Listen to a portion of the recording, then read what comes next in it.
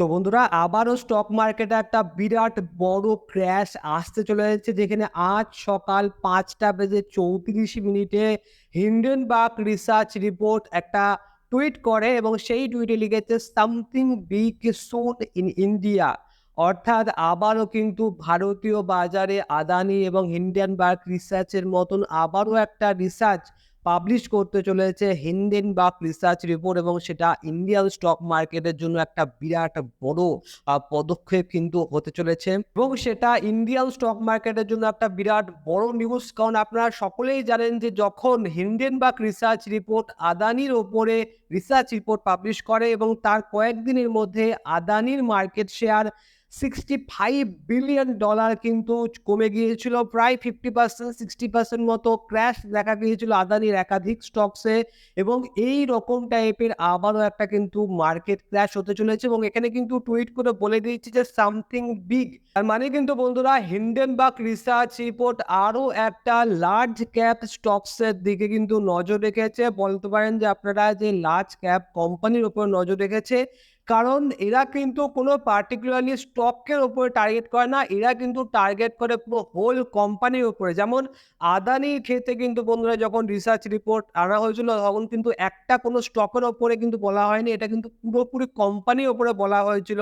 তো এবারে কি হিন্ডেনবার্গের রিসার্চ রিপোর্ট রিলায়েন্সের মতন শেয়ারকে টার্গেট করতে চলেছে, সেটাই আমরা আজ জানবো আজকের এই ভিডিওতে, যে হিন্ডেনবার্গের রিসার্চ রিপোর্টটি কোন কোন শেয়ারগুলোকে টার্গেট করার সম্ভাবনা রয়েছে।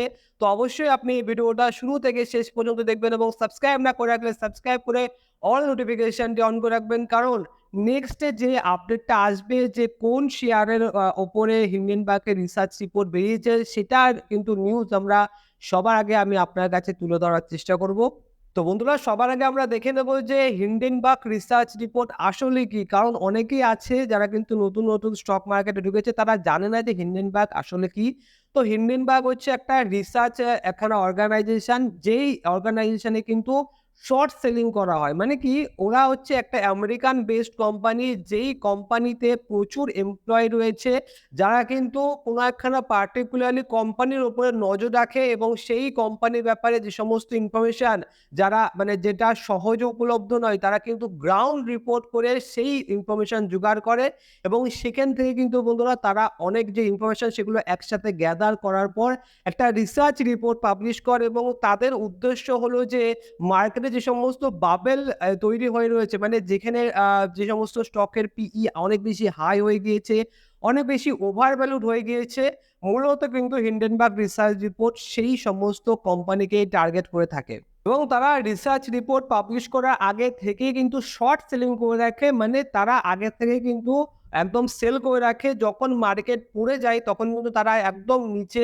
কিনে নেয়, যার ফলে কিন্তু তারা শর্ট সেলিং করে প্রফিট ইনকাম করার চেষ্টা করে। এবং এক্ষেত্রে কিন্তু বন্ধুরা আদানির এক্সাম্পল সব থেকে বড় হয়ে যায়, যেখানে আদানি যখন অনেক বেশি হায়ার হাই লাগাতে যাচ্ছিল, অল টাইম হাই লাগিয়ে যাচ্ছিল, তখন কিন্তু বন্ধুরা এই আদানির হিন্ডেনবার্গের রিসার্চ রিপোর্টটা আসে, যার ফলস্বরূপ প্রায় $65 বিলিয়ন মার্কেট ডলার কিন্তু আদানি কমে যায়। তো যার ফলে কিন্তু বন্ধুরা অনেক যে নিবেশক রয়েছে তাদের কিন্তু অনেক বেশি লোকসান হয়ে যায়, এবং এর সাথে সাথে যারা বাইং করে নিচের দিকে তাদের কিন্তু আজকের দিনকে অনেক বেশি বড় প্রফিট রয়েছে। তো আদানি হিন্ডেনবার্গের যে রিসার্চ রিপোর্ট পাবলিশ হয়েছিল সেটা কিন্তু বন্ধুরা পরবর্তী সময়ে সুপ্রিম কোর্টের কাছে যায়, এবং এর সাথে সাথে কিন্তু বন্ধুরা সেবিও একটা বিরাট বড় কিন্তু পদক্ষেপ নেয়। আর তারপরে ধীরে ধীরে আদানির যে শেয়ারগুলো নিচে পড়ে গিয়েছিল 50% 60%, সেগুলো কিন্তু ধীরে ধীরে এই মুহূর্তে যথেষ্ট একটা উঁচু পজিশনে রয়েছে। তো এই মুহূর্তে হিন্ডেনবার্গের রিসার্চ রিপোর্ট কোন কোন স্টকের ওপরে কিংবা কোন কোন কোম্পানি কিংবা ইন্ডাস্ট্রির ওপর নজর রাখতে পারে, তো যেহেতু বলেছে সামথিং বিগ ফর ইন্ডিয়া, তো এই মুহূর্তে কিন্তু বন্ধুরা লার্জ ক্যাপ যে সমস্ত স্টক রয়েছে সেই স্টক কিংবা সেই হোল কোম্পানির ওপরে কিন্তু এবারে কিন্তু হিন্ডেনবার্গের রিসার্চ রিপোর্ট তৈরি হতে পারে। কোনো ছোটখাটো স্টকের ওপরে কিন্তু হিন্ডেনবার্গ রিসার্চ রিপোর্ট করে না। অনেক বিশেষজ্ঞদের মতে এবারে কিন্তু হিন্ডেনবার্গ পিএসইউ স্টকগুলোকেও কিন্তু টার্গেট করতে পারে। কেন পিএসইউ স্টকগুলোকে টার্গেট করার সম্ভাবনা রয়েছে? কারণ আপনি যদি দেখেন যে রেলে যে সমস্ত স্টক ছিল, যেমন আইআরএফসি, আরভিএনএল, এই সমস্ত স্টকগুলো কিন্তু মাল্টি ব্যাগার রিটার্ন দিয়ে দিয়েছে, এবং তারা এই মুহূর্তে কিন্তু ওভার ভ্যালুড পজিশনে অলরেডি চলে গিয়েছে। গিয়েছে। তো হিন্ডেনবার্গ কিন্তু এই সমস্ত স্টকগুলোকে প্রেফার করে যেগুলো হায়ার পি রেশিও চলে যায়, যেগুলো খুবই ওভার ভ্যালুড হয়ে যায়, সেই সমস্ত স্টকের প্রতি কিন্তু হিন্ডেনবার্গের নজর রাখে। তো সেক্ষেত্রে পিএসইউ যদি স্টক আপনি হোল্ড করে রাখেন, অবশ্যই কিন্তু আপনারা হিন্ডেনবার্গের এই রিসার্চ রিপোর্টের উপরে নজর রাখবেন যে এই হিন্ডেনবার্গ রিসার্চ রিপোর্ট কি পিএসইউ স্টকগুলোকে টার্গেট করছে কি নাকি টার্গেট করছে না। এবং এর সাথে, সাথে অনেকে মনে করছে যে এবারে কিন্তু রিলায়েন্স ইন্ডাস্ট্রি মানে মুকেশ আম্বানিকেও টার্গেট করতে পারে হিন্ডেনবার্গ। তবে আমার মতে মুকেশ আম্বানিকে কিন্তু কিংবা হিন্ডেনবার্গ কিন্তু রিলায়েন্স গ্রুপকে টার্গেট করবে না। কেন টার্গেট করবে না? কারণ রিলায়েন্সের যে শেয়ারগুলো রয়েছে সেগুলো কিন্তু খুব বেশি ওভার ভ্যালুড পজিশনে নেই। আমি দেখছিলাম যে রিলায়েন্স ইন্ডাস্ট্রির শেয়ারের যে ইন্ডাস্ট্রি পি রেশিও সেটা হচ্ছে ১০।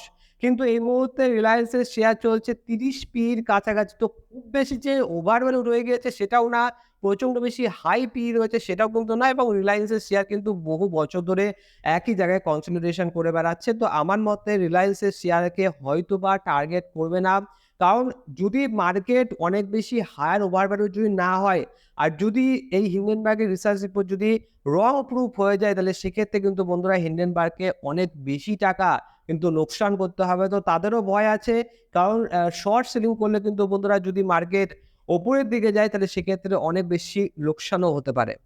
আর যদি বলা হয় হিন্ডেনবার্গের রিসার্চ রিপোর্ট এবারে টাটার প্রতি নজর রেখেছে, তবে আমার মতে হিন্ডেনবার্গ রিসার্চ রিপোর্ট যদি টাটার উপরে নজর রাখে এবং হিন্ডেনবার্গ রিসার্চ রিপোর্ট যদি টাটার কোম্পানির উপরে বেস করে হয়, তাহলে কিন্তু হিন্ডেনবার্গ সবথেকে বেশি বড় ভুল করবে। কারণ টাটার প্রতি যে ট্রাস্ট রয়েছে ভারতীয় স্টক মার্কেটে সেটা কিন্তু অনেকটাই বেশি।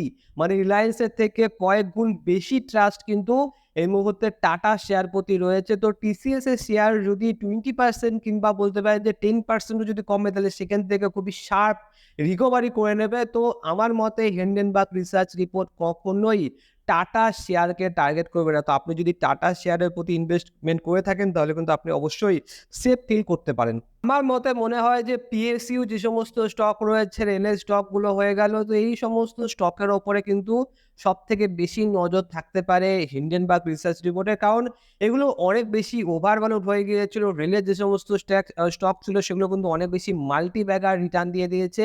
তো এই স্টকগুলো কিন্তু পতন হওয়ার খুবই বেশি চান্স রয়েছে।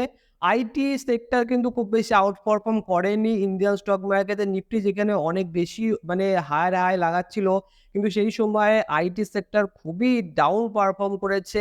এবং এর সাথে, সাথে কিন্তু বন্ধুরা যদি আমরা রিলায়েন্সের শেয়ারের কথা বলি, তো রিলায়েন্সের শেয়ারকেও টার্গেট করবে বলে তো আমার মনে হচ্ছে না।